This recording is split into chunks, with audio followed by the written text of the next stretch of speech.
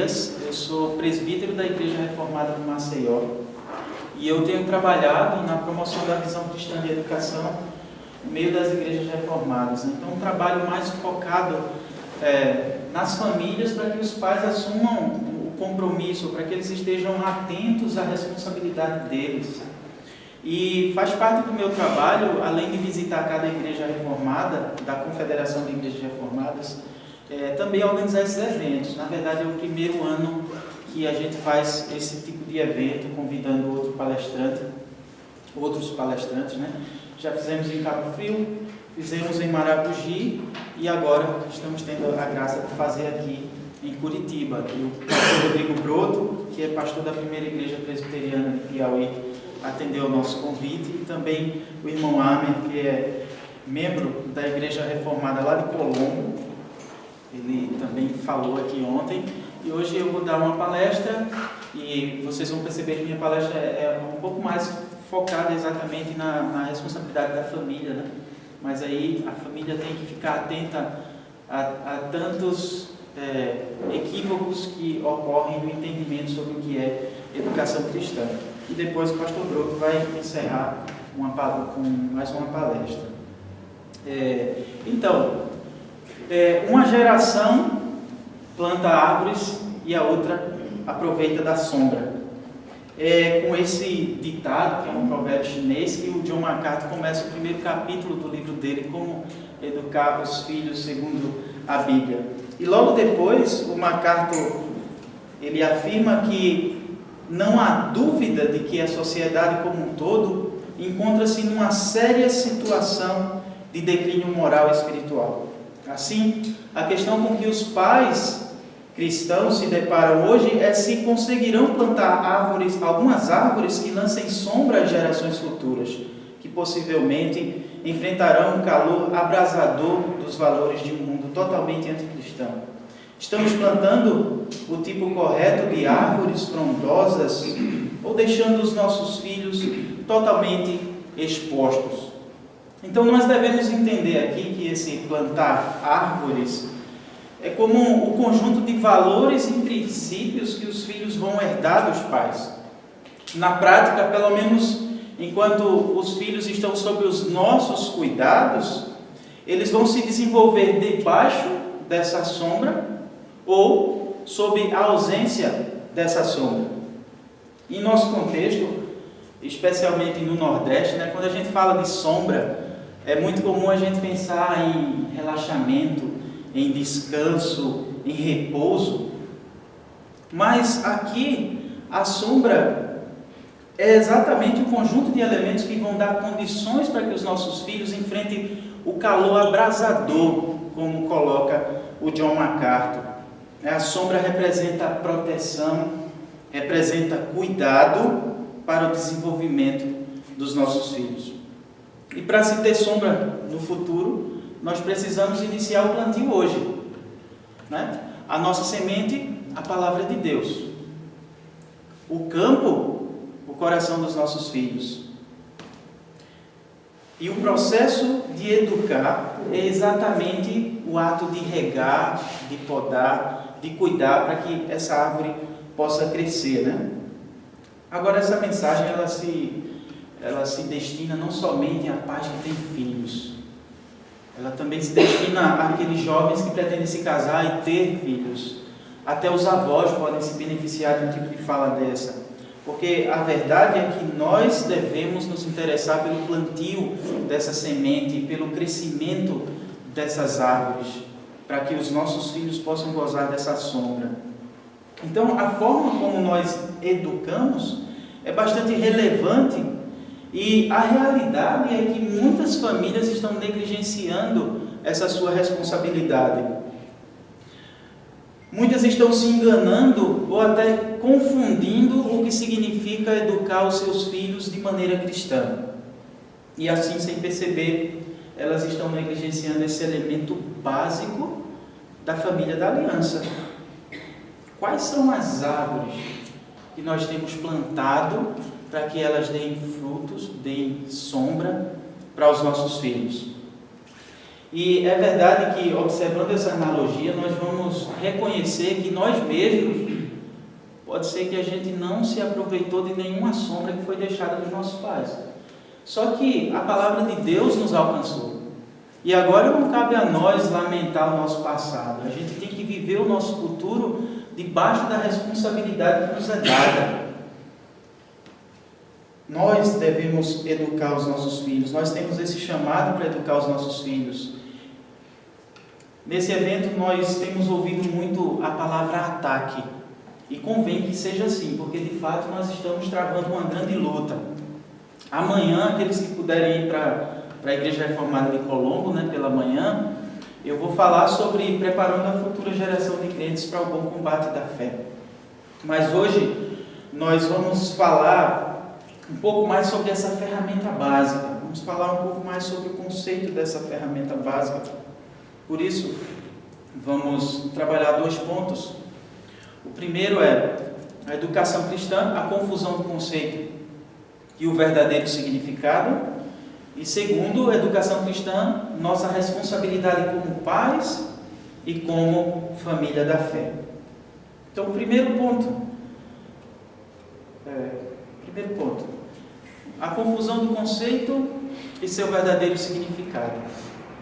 Então, muitas famílias hoje, elas se definem como cristãs com base em algumas práticas, em algumas rotinas que elas assumem. Ir para a igreja todo domingo, participar das atividades que a igreja oferece, dar as ofertas pontualmente, participar de palestras e eventos de promoção do conhecimento. Embora essas coisas sejam muito importantes e elas representam até as evidências mínimas que um cristão deve mostrar na sua vida, de interesse e dedicação na igreja, a gente não pode dizer que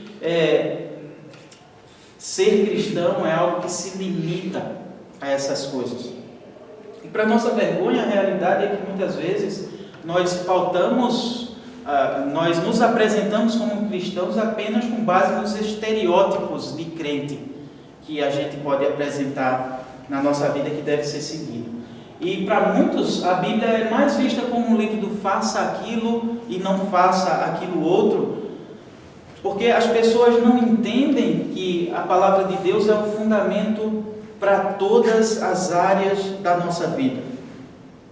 É possível você encontrar um cristão que ele é muito dedicado na igreja, é muito zeloso da palavra, mas que ele não tem problema nenhum em enviar o seu filho para um ambiente escuro, solitário, onde ele vai ficar exposto a todo tipo de tentação, de fama, de sexualidade, de riqueza, carnalidade.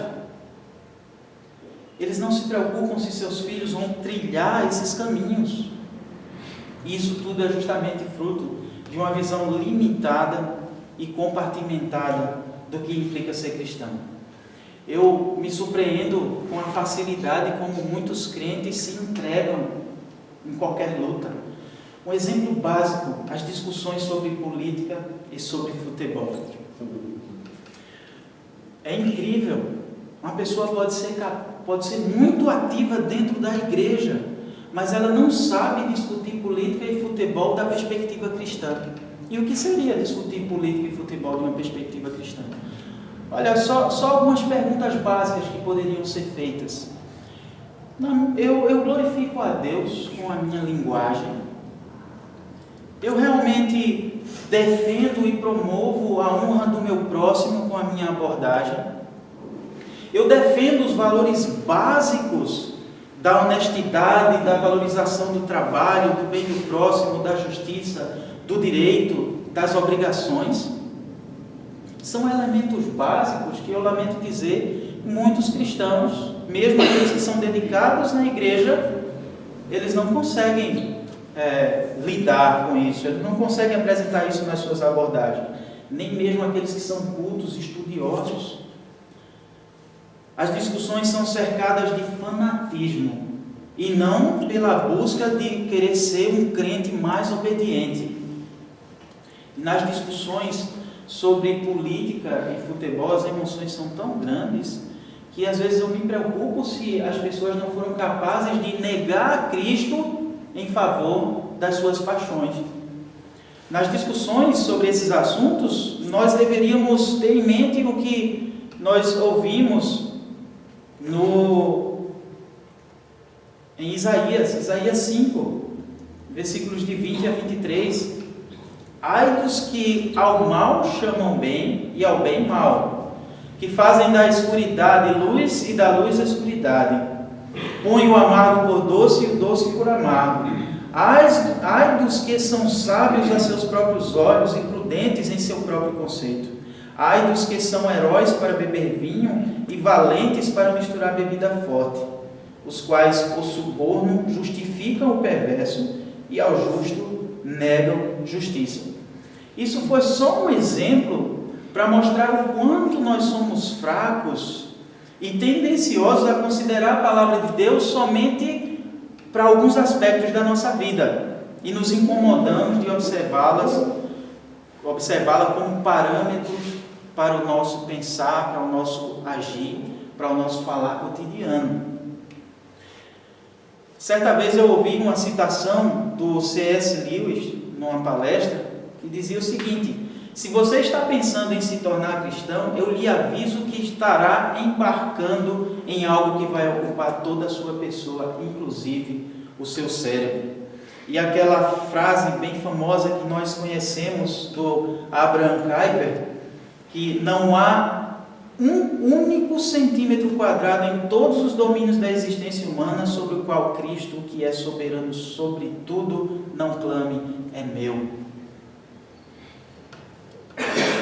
Quando nós falamos sobre educação cristã, nós devemos ter em mente esta verdade: Cristo é Rei sobre todos os aspectos da nossa vida. Ele é a origem, a motivação e o fim principal da nossa vida. Romanos 11:36, porque dele e por meio dele e para ele são todas as coisas. Então muitas pessoas falham ao tratar o Evangelho apenas como um compartimento de sua vida. Elas cantam, erguem suas mãos com os olhos fechados e cheios de lágrimas, dizendo: Cristo reina sobre minha vida. Só que tal reinado só tem jurisdição na rua Tancredo Neves, número 219A. É o endereço da igreja lá em Maceió. É como se Cristo ficasse preso dentro das paredes da igreja. E assim, quando as pessoas falam sobre educação cristã, elas pensam que é algo que acontece basicamente nas seguintes situações. Primeiro, tem a ver só com o comportamento. Tem a ver com desenvolver numa criança os comportamentos santos que nós aprendemos na palavra de Deus. Ajudar os pobres, respeitar os mais velhos, ser honesto, ser trabalhador, dar as ofertas, ajudar na organização das atividades e eventos da igreja. Outros acham que tem a ver com o desenvolvimento de uma aptidão vocacional no serviço da igreja. Então a educação cristã é algo que tem a ver somente com aqueles que têm um chamado especial para ser pastor, para ser um professor de teologia, para ser um oficial da igreja, até para ser uma professora de escola dominical. Então esses é que devem se debruçar na palavra para aprender e assim poder ensinar a próxima geração. E outro equívoco é que as pessoas acham que a educação cristã tem a ver com aquele período específico de desenvolvimento espiritual pessoal. Então, algumas pessoas acham que a educação cristã se dá apenas quando se faz as devocionais em casa. Quando você responde àquela tarefa que a professora de escola dominical passou. É como se a educação fosse apenas um compartimento da nossa vida. E seguir rotinas de leitura, rotinas de oração, já preenche todos os requisitos ligados à educação cristã. Os demais assuntos são definidos como seculares e devem ser abordados apenas na escola e mesmo assim sem nenhum vínculo com a palavra de Deus. E agir dessa forma, se a gente vai considerar essa forma de pensar, é exatamente a partir desse entendimento que as pessoas vão isolar também as disciplinas e achar que elas não têm nenhuma ligação com o Evangelho, não têm nenhuma ligação com o reino de Deus. Mas nós que somos cristãos, nós devemos entender que todas as áreas da vida, elas servem para a glória de Deus, elas servem para apontar que Cristo é Rei. Então, Deus tem a ver com matemática, geografia, engenharia, tecnologia, linguagem. A nossa vida, na prática, ela é fruto da nossa visão de mundo. E pode ser exatamente que as nossas lentes estão embaçadas e aí a gente não consegue perceber claramente. Somente pela palavra que nós teremos condições de limpá-lo. Então essa é a confusão do conceito. As pessoas não conseguem enxergar a educação cristã como sendo algo que envolve toda a nossa vida. E agora nós vamos ver exatamente o significado da educação cristã, o verdadeiro significado. Uma definição geral de educação que a gente encontra no Google apresenta o seguinte conceito: educar é a ação de promover a educação que compreende todos os processos, institucionalizados ou não, que visam transmitir determinados conhecimentos e padrões de comportamento a fim de garantir a continuidade da cultura de uma sociedade. Então, com essa definição ampla, nós já podemos aprender pelo menos duas coisas. Primeiro, a educação compreende todos os processos institucionalizados ou não. Então, a educação acontece em todos os lugares e não apenas em um momento onde alguém está diante de um livro ou quando ela está assistindo uma aula.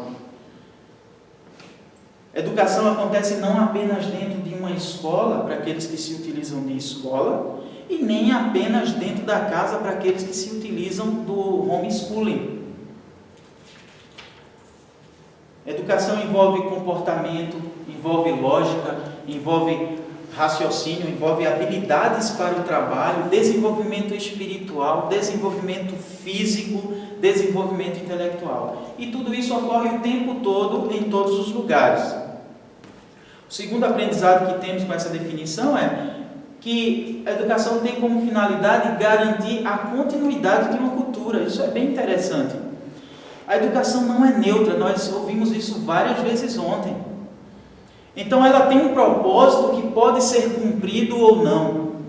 Através da educação, um estilo de vida pode ser perpetuado ou não.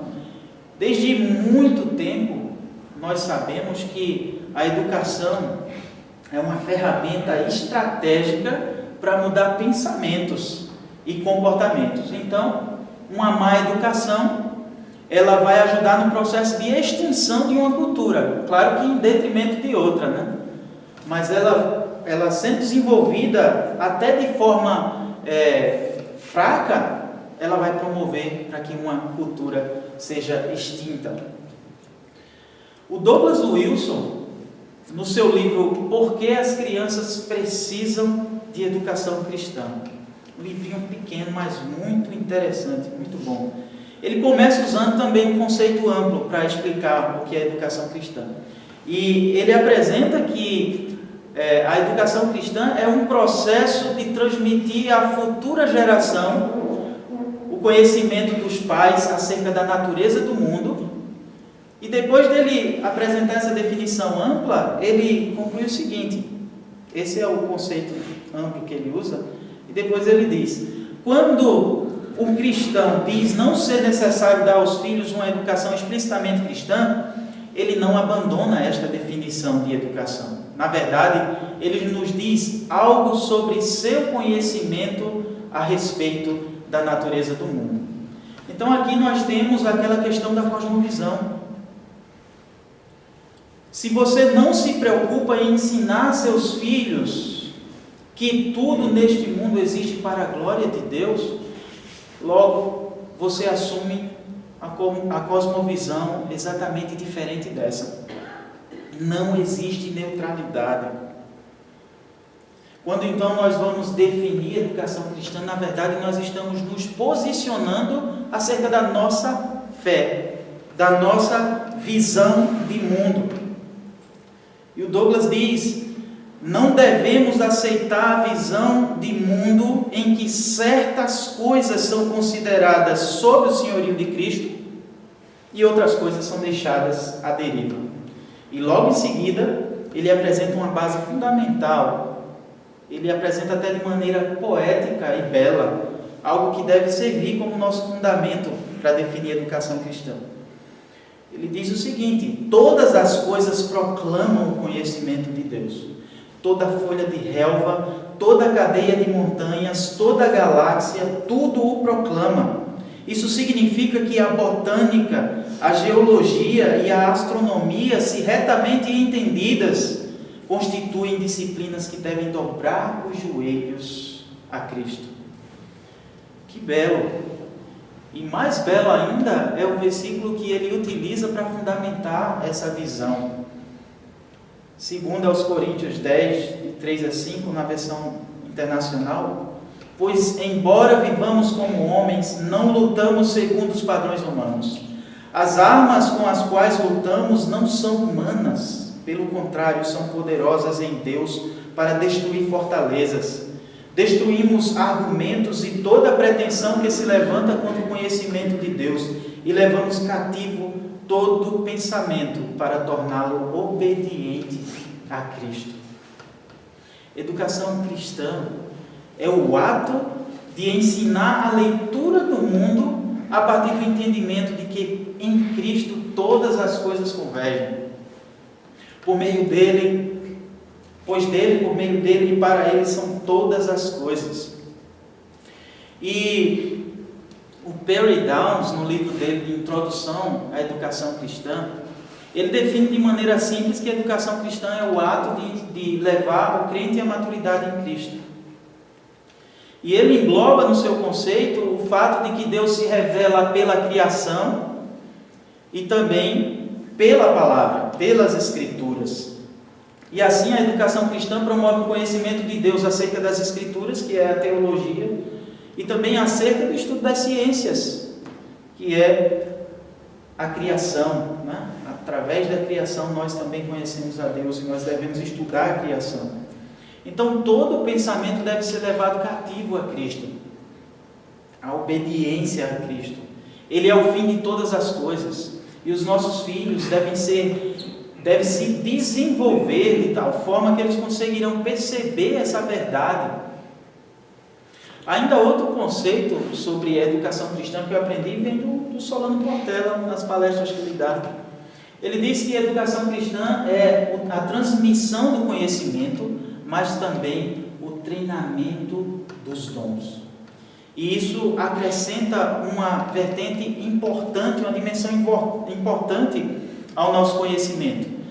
Nós conhecemos 2 Timóteo 3, 16 a 17, que diz: toda a Escritura é inspirada por Deus e útil para o ensino, para a repreensão, para a correção, para a educação na justiça, a fim de que o homem de Deus seja perfeito e perfeitamente habilitado para toda boa obra.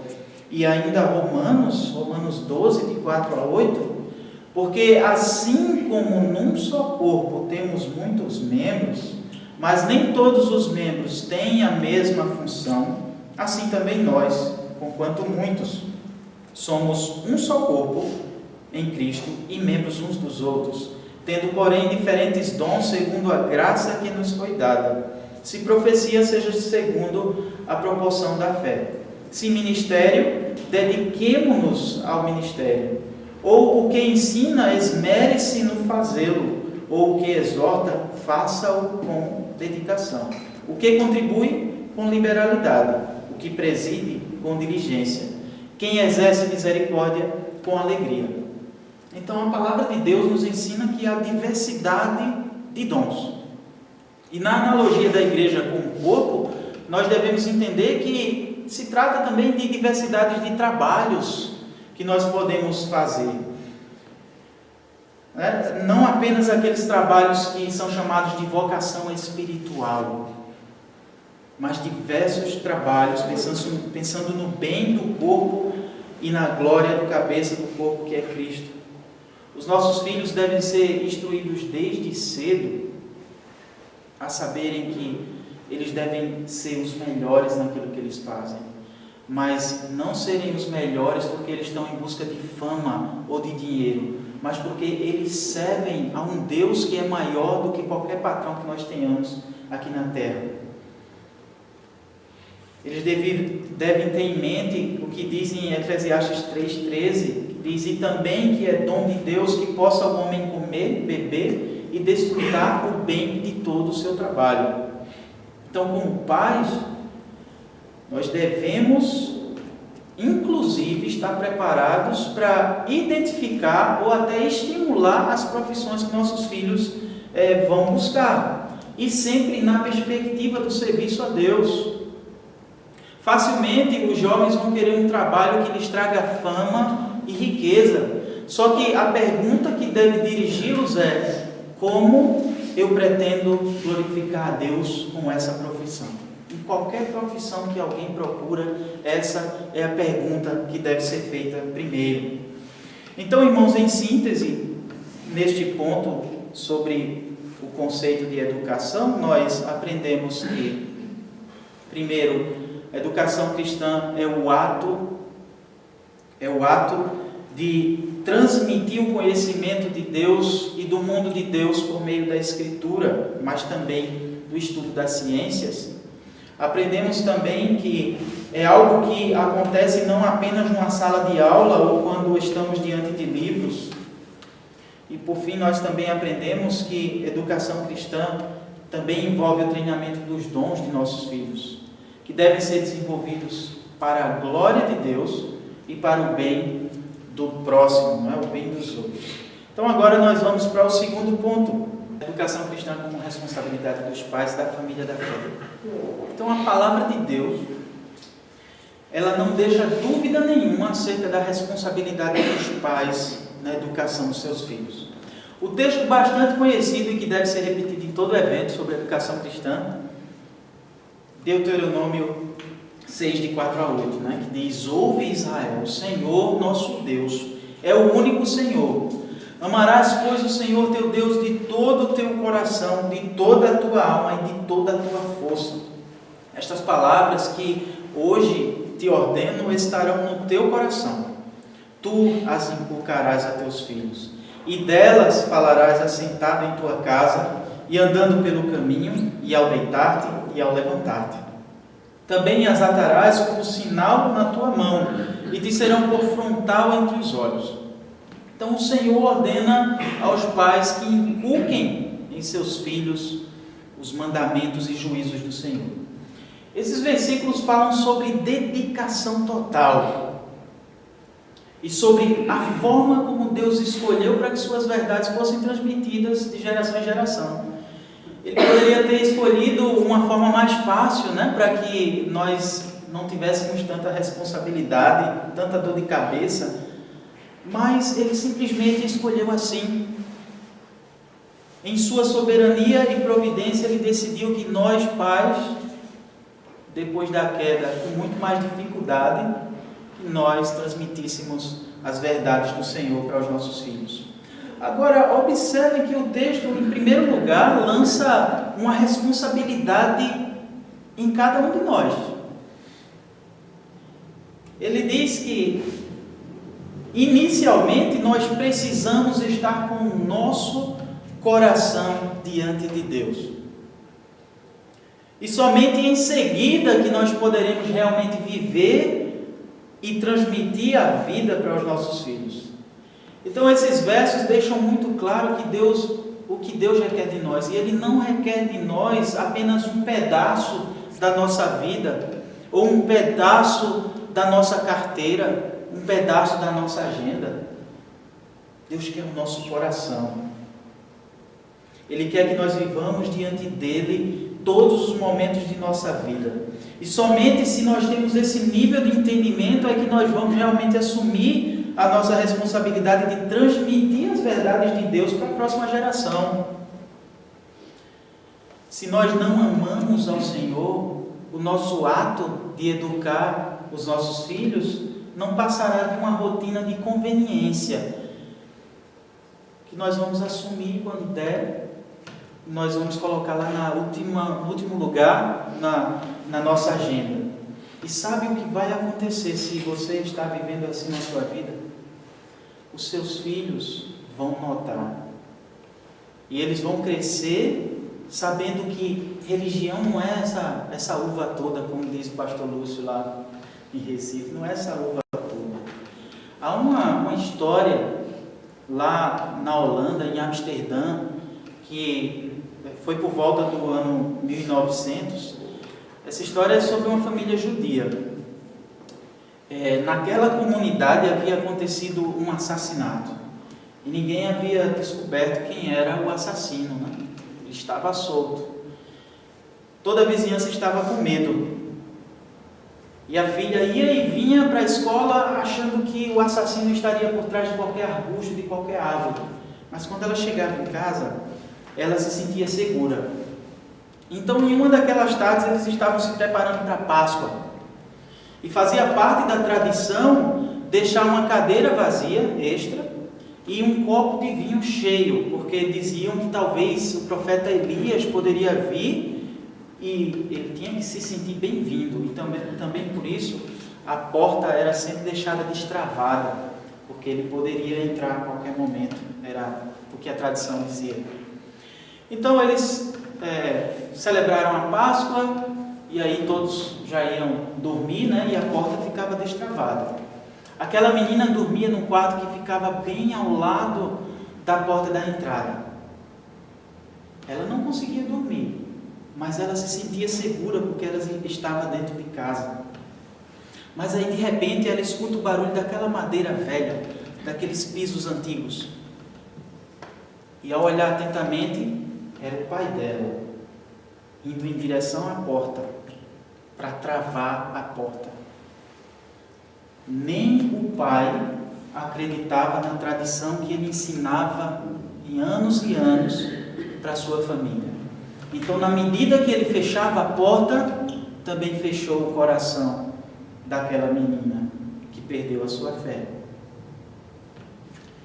Nós devemos ter muito cuidado quanto a isso. Nós só vamos poder ensinar a fé para os nossos filhos se nós vivemos essa fé. Nossa vida precisa ser um testemunho verdadeiro de que a nossa fé no nosso Senhor Jesus Cristo não é um mero item da nossa agenda do dia a dia. E se nós temos fé nele, nós devemos ensinar aos nossos filhos que Cristo reina em todos os aspectos da nossa vida. Nós não queremos fechar a porta do coração dos nossos filhos. Os pais são chamados a cuidarem da educação de seus filhos, não de maneira cerimonial ou superficial. Até o próprio Deus, ele rejeita as cerimônias vazias. Salmo 51, 14 a 16, Miqueias 6, versículo 8. Assim de nada vai adiantar nós ensinarmos os nossos filhos a decorarem o catecismo, se nós não ensinamos a eles a julgar as suas escolhas a partir de uma visão da Bíblia. De nada vai adiantar a gente fazer os nossos filhos decorarem versículos bíblicos se aqueles versículos não têm nenhum valor eterno para as suas vidas ou para a sua vida prática do dia a dia. Não se trata apenas de decorar a palavra de Deus, mas de vivê-la, de aplicá-la diariamente em casa, em nossas conversas sobre política e futebol, em nossos diálogos de Facebook. Conhecimento acerca de Deus nos enche de responsabilidade. Diante desse conhecimento, os pais cristãos, eles assumem sua responsabilidade com ímpeto. Não se trata de uma escolha, é realmente uma obrigação dos pais crentes. Agora, sobre o fato da educação dos filhos ser uma responsabilidade dos pais, provavelmente não há dúvida nenhuma acerca disso. Mas às vezes é possível você encontrar um pai que acha que ele está assumindo bem a sua responsabilidade, somente sendo um provedor de coisas materiais, né? Porque o pai dá roupa para os filhos, porque ele compra material escolar, porque ele procura uma boa escola. então ele está assumindo a responsabilidade deles. Muitos até sabem, né, que vão assumir pelos atos de seus filhos menores. E aí eles acham, eu sou responsável pelos meus filhos, eu estou cumprindo bem o meu papel. Só que a gente pode chamar essas responsabilidades de circunstanciais, elas são responsabilidades que todos vão assumir, né? Tem a ver com a nossa responsabilidade como provedores, mas isso não representa a essência da responsabilidade dos pais cristãos na educação dos seus filhos. Aos pais é dada a responsabilidade de inculcar nos filhos os grandes feitos de Deus, de promover o nome dele de geração em geração. E que responsabilidade, né? Então percebam que quando nós falamos que educar é a responsabilidade dos pais, nós estamos nos referindo a um ato intencional de prover a educação dos filhos em obediência a Deus. Os pais são os principais interessados na educação dos seus filhos e eles deveriam temer quando eles não estão assumindo as suas responsabilidades. Agora, considerando o contexto de igreja que nós vivemos, que é a comunidade eleita de Cristo, como nós aprendemos em 1 Pedro 2,9, é nosso papel não apenas nos preocuparmos com a educação dos nossos filhos, mas de todos os que fazem parte da família da fé. O Salmo 71, versículos de 15 a 18, nos dão um exemplo que nós devemos seguir. A minha boca relatará a tua justiça e de contínuo os feitos da tua salvação, ainda que eu não saiba o seu número. Sinto-me na força do Senhor Deus e rememoro a tua justiça, a tua somente. Tu me tens ensinado, ó Deus, desde a minha mocidade, e até agora tenho anunciado as tuas maravilhas. Não me desampares, pois, ó Deus, até a minha velhice e as canse, até que eu tenha declarado à presente geração a tua força e às vindouras o teu poder. Então vemos aqui um ancião que está preocupado não apenas com a educação do seu próprio filho, mas com a educação de toda uma geração após a outra. Ele encara isso como uma responsabilidade digna de honra. Ele quer contar os atos de Deus, os propósitos de Deus. Esta passagem nos incentiva a assumirmos a nossa responsabilidade pensando não apenas nos nossos filhos, mas também em toda a comunidade da fé. E observem que na igreja local, nós compartilhamos diversos tipos de responsabilidades, né? Na administração da igreja, na manutenção do prédio, na evangelização, mas também no ensino. Devemos ter isso em mente quando nós falamos sobre a educação cristã dos nossos filhos. Cada família deve ter um interesse em ver a Igreja de Cristo sendo fortalecida em todos os aspectos. E o aspecto do ensino é um aspecto fundamental. Sobre como nossa responsabilidade pessoal e também comunitária é colocada em prática, há algumas controvérsias. Elas giram em torno do modelo de educação que nós devemos dar aos nossos filhos, né? Ontem nós falamos um bocado sobre isso aqui, mas então as perguntas logo vêm. Então, nós podemos mandar os nossos filhos para uma escola secular? Nós devemos educar os nossos filhos somente em casa? Nós devemos abrir escolas cristãs? O que realmente é uma escola cristã? O que caracteriza uma escola cristã? Então são assuntos bem extensos e aqui a gente não vai ter tempo de falar sobre cada um desses aspectos, mas acreditem que é um assunto muito sensível também. Além de extenso, é muito sensível.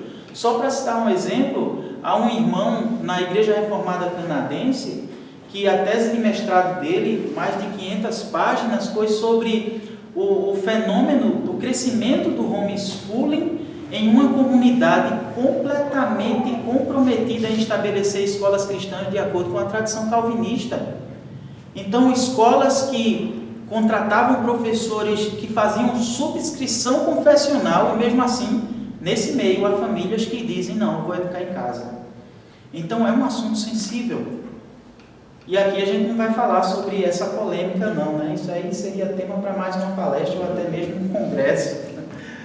Mas o meu objetivo aqui é falar sobre quando nós assumimos a nossa responsabilidade, nós não podemos nos esquecer que os nossos filhos devem ser educados de maneira integral. Usando uma escola ou educando em casa, você tem a responsabilidade de transmitir os conhecimentos de Deus, mas também de treinar os dons dos seus filhos para a glória de Deus e para o bem do próximo. Nós não educamos para nós mesmos. Nós não educamos porque se trata de um requinte cultural e que eu quero apresentar meu filho como sendo um menino muito esperto. Existe um propósito em todas as coisas. Nós somos criaturas de Deus feitas para boas obras. Não devemos nos conformar se os nossos filhos vão ser filhos de gabinete, que vão ficar estudando o resto da vida para mostrar conhecimento, talvez criar um blog. E como é que eles vão usar os dons dele para o bem da igreja, para a edificação do corpo de Cristo? Devemos ter isso em mente, quer usando uma escola, quer estejamos educando em casa. Então, as escolas cristãs reformadas, elas foram estabelecidas num contexto de comunidade da fé. Então, os pais se uniram para criar e manter escolas genuinamente cristãs, com professores e currículo cristão. E mesmo assim, a escola nunca foi vista como uma substituta dos pais. Ela sempre foi vista como um auxílio para os pais. Inclusive, os pais têm todo o controle sobre a escola. Primeiro, com a representatividade da associação de pais. Em segundo lugar, o próprio pai tem todo o direito de conversar com o professor do seu filho, de falar com o coordenador, com o diretor e até mudar coisas. É só ele seguir os processos devidos, né? Então a escola, ela bem desenvolvida, ela é uma bênção para os pais. A escola cristã, é claro, né? Então, os pais têm a supervisão sobre essa escola. Agora, no caso de pais que se utilizam de escolas seculares, os desafios são bem maiores, né? Aqui a gente ouviu ontem palavras bem pesadas, né, sobre a questão da neutralidade. Isso, de fato, por si só já é um grande desafio. Mas a gente não pode negar que, pelo menos olhando para as igrejas reformadas do Brasil, e eu acho que não é diferente na IPB, se a gente for fazer um censo, 98% das famílias se utilizam de escolas não cristãs, porque não tem uma escola cristã, e muitos porque não têm ainda a capacidade ou a intenção de fazer o homeschooling. Então, sabendo disso, principalmente como presbítero, a gente acaba tendo que lidar com a fraqueza dos pais e ajudá-los a assumirem suas responsabilidades, mesmo num contexto inóspito desse, que é mandar seus filhos para uma escola não cristã. E aí tem as escolas públicas e as particulares, né? Então, se como uma escola confessional, os pais não lançam sua responsabilidade sobre a escola, os pais que são conscientes do seu chamado, muito mais atentos os pais devem ficar se eles se utilizam de uma escola não confessional. Devem ter muito cuidado.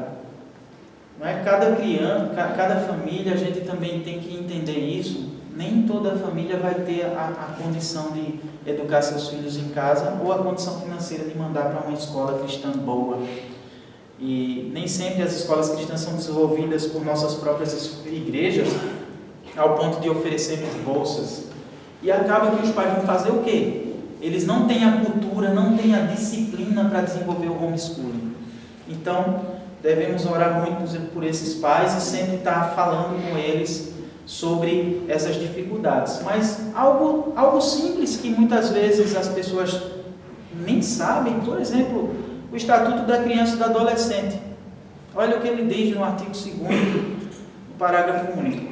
A mãe e o pai ou os responsáveis têm direitos iguais e deveres e responsabilidades compartilhados no cuidado e na educação da criança, devendo ser resguardado o direito de transmissão familiar de suas crenças e culturas, assegurados os direitos da criança estabelecidos nesta lei. É uma brecha. Os pais, eles têm a última palavra acerca de assuntos ligados com a fé.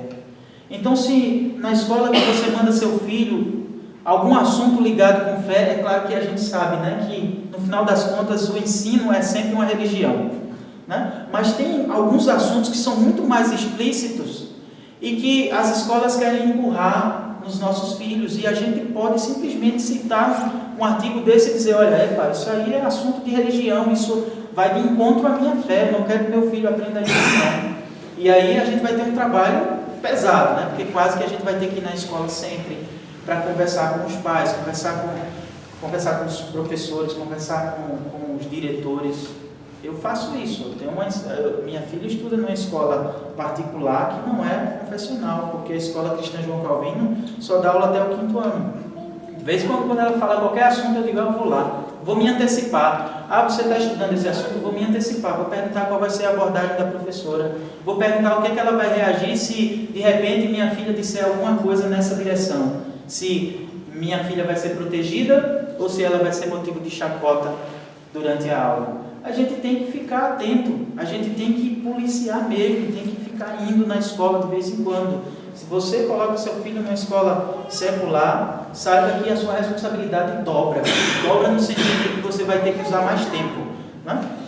Então devemos ficar atentos a isso e não deixar ninguém mexer em assuntos que nós temos toda a autoridade para agir, né? Agora, quando nós falamos sobre comunidade da fé, nós que somos cristãos devemos ter sempre a preocupação e o desejo de abrir escolas genuinamente cristãs. Nós não devemos nos acomodar porque de repente a escola particular que nosso filho está é uma escola segura, é uma escola que parece até ser neutra, né? Que não existe neutralidade. Nós devemos sempre sonhar com escolas cristãs, e escolas cristãs realmente são frutos de sonho. A escola cristã lá em Maceió, ela começou a ser sonhada em 1994 e foi inaugurada com muita dificuldade, só com 3 turmas, em 2003. E hoje ela sofre para continuar, só consegue continuar porque ela recebe 60% de doações. Porque para você manter uma estrutura com 11 funcionários, 12 funcionários, com 135 alunos, não é barato de forma alguma, para você pagar os encargos trabalhistas. Mas é algo que pode ser sonhado, parcerias podem ser buscadas, Deus pode de repente abençoar um irmão que tem condição financeira. Só que a escola não pode ser uma iniciativa particular de uma pessoa. A escola deve funcionar de acordo com os parâmetros legais, e se a lei está dando essa abertura, por que a gente vai fazer errado para depois dizer que está sendo perseguido e isso a Bíblia diz sobre isso? Não. Se a gente pode fazer algo para agir de acordo com a lei e ainda assim ter a liberdade de seguir a nossa fé, por que não fazer? Então devemos sonhar, devemos pensar na escola, e isso envolve não somente pensamentos acerca de estrutura pedagógica e estrutura do prédio, às vezes até decidir sobre o local onde a escola vai ser instalada, o público que essa escola vai atender. Né? Uma escola pactual é um sonho de todos nós, uma escola no sentido de que só vai ser para os membros da igreja. Mas em muitas situações, por exemplo, lá em Maceió, é quase uma questão de vida receber pessoas de fora. Só que aí a escola, ela deixa tudo bem amarrado. Primeiro, no nome, no prédio. Escola Cristã João Calvino. Então, alguém que chega na escola sabe que é uma escola cristã. Ela pode nem conhecer o João Calvino, mas ela sabe, é uma escola cristã. Então, você não vai na padaria pedir 1 quilo de carne. Então, você não vai chegar numa escola que se diz cristã e dizer que você não pode ensinar sobre Cristo. E aí você já tem um contrato de prestação de serviços educacionais que deixa bem claro qual é a ideologia daquela escola, qual é a visão de mundo daquela escola. A escola ensina de acordo com a fé resumida nas 3 formas de unidade, Catecismo de Heidelberg, Cânones de Dort, Confissão Belga, que estão disponíveis para qualquer pai e nós nos dispomos para tirar qualquer dúvida. Então, no momento que o pai assina aquele termo ali, ele não pode dizer que não conhecia e até a gente dá uma cópia para ele levar para casa. Então, a escola tem que se amarrar e tem que confessar, porque hoje ainda é a única possibilidade legal da gente ensinar de acordo com a nossa fé. Pode até ser com a aprovação do homeschooling que outras oportunidades vão se abrir. Porque no momento que se o homeschooling não for tão regulado como alguns estão aí propondo, porque se fala muito, né? É melhor lei nenhuma do que uma lei ruim. Então, se ele não for tão regulado, tem histórias aí, tem interesses aí por trás de que o homeschooling vai ser assim. O aluno vai se matricular numa escola, mas no formulário ele vai optar que ele vai ensinar em casa.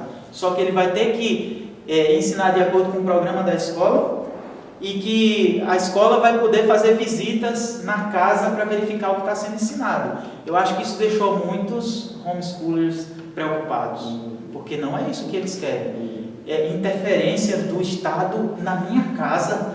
Eles vão chegar aqui e ver se meu ambiente é um ambiente educacional e quem é que é o parâmetro para definir o que é um ambiente educacional válido ou não. Então, pode ser que a situação não seja tão simples, né? Mas digamos que foi aprovado o homeschooling de uma maneira que todos estão sonhando. Simplesmente os pais vão poder se organizar e, olha, vamos criar um grupo de apoio, temos a mesma fé, temos a mesma cosmovisão e eu sou muito bom em matemática.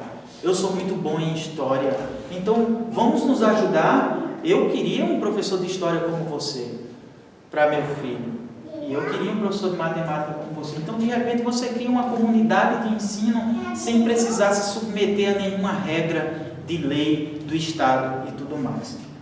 Então, nós devemos, assim como aquele salmista, ficarmos preocupados sobre a educação dos filhos. Mesmo que você seja alguém que é adepto do homeschooling, você não pode perder isso de vista. Você também tem dons e você deve usar para abençoar as famílias fracas. Se você tem dom do ensino, você pode sim ser um professor numa escola cristã, mesmo que você não mande seu filho para a escola.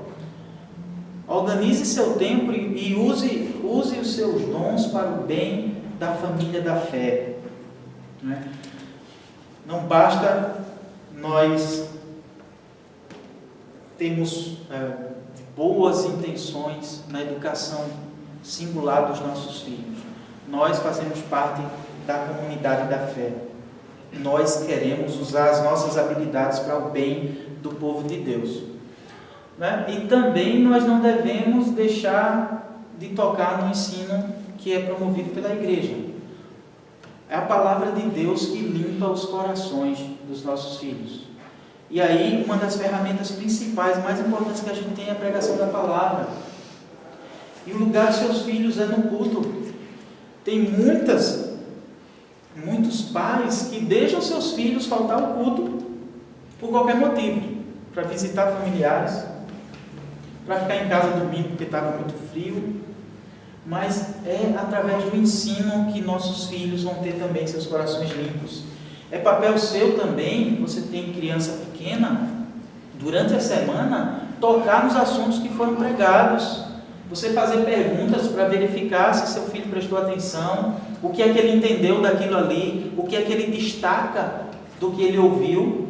Mesmo na simplicidade dele, na simplicidade da linguagem que você tem, você vai estar instruindo o seu filho e falando acerca da importância de participar dos cultos, E depois nós não devemos perder as oportunidades de ensino que a igreja promove, encontros de adolescentes, coisas bem organizadas para o desenvolvimento espiritual dos nossos filhos, até retiros espirituais bem organizados. Vale o esforço para mandar nossos filhos para esses locais. Agora, para nós finalizarmos, aqui nós falamos muito sobre a responsabilidade dos pais. Mas é importante deixar algo bem claro. Nós não devemos nos esquecer que existe um Deus soberano sobre nossas vidas e sobre as vidas dos nossos filhos. Tudo está debaixo da providência dele. A nossa responsabilidade deve ser desenvolvida como uma resposta de obediência e de confiança em Cristo. O nosso esforço deve ser fruto da nossa gratidão pela obra de Cristo. E não devemos achar que é por causa da nossa estratégia que nós vamos garantir alguma coisa. Romanos 9, de 14 a 18 fala, né? Não depende de quem quer ou de quem corre. Então Deus é soberano, mas nós temos a nossa responsabilidade. E quando nós a assumimos, nós demonstramos nossa submissão, nossa obediência ao nosso Senhor Jesus Cristo. O mandato de educar depende de nós, né? Pertence a nós. Nós podemos nos utilizar das parcerias boas com escolas cristãs, com o serviço de ensino da igreja, mas nós somos os primeiros responsáveis pela educação dos nossos filhos e os primeiros interessados em que eles aprendam acerca de Deus. E Cristo vai cobrar de nós. Então enquanto nós assumimos o nosso papel, nós devemos dobrar os nossos joelhos. Nós devemos sempre rogar a Cristo que nos ajude a sermos fiéis e diligentes na nossa responsabilidade. Que nós possamos então plantar árvores frondosas hoje, para que os nossos filhos possam se aproveitar da sombra. E se nós vamos falar sobre árvores, devemos ter em mente o salmista, aquele servo lá do Salmo 1, versículo 3, que ele é um servo que é como uma árvore plantada junto à corrente de águas, que no devido tempo dá seu fruto, e cuja folhagem não murcha, e tudo quanto ele faz será bem sucedido. Então este é o servo que tem prazer na lei de Deus, e nela medita de dia e de noite. Que Deus então nos abençoe, para que os nossos filhos cresçam com este prazer, e com essa atitude, para a glória de Deus. Amém. Amém.